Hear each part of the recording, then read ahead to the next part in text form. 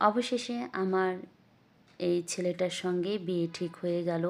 যেহেতু চাচারা সিদ্ধান্ত নিয়েই নিয়েছে আমাকে এই ছেলের সঙ্গেই বিয়ে দিবে, সেখানে আমার মা আর আমার কিছুই বলার ছিল না।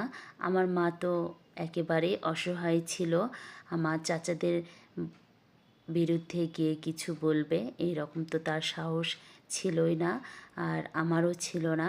কারণ মা যেখানে ভয় পায় সেখানে তো আমি তাদেরকে দেখে আরও বেশি ভয় পাই। তো তাদের সিদ্ধান্তই আমি আর মা দুজনেই মেনে নিলাম।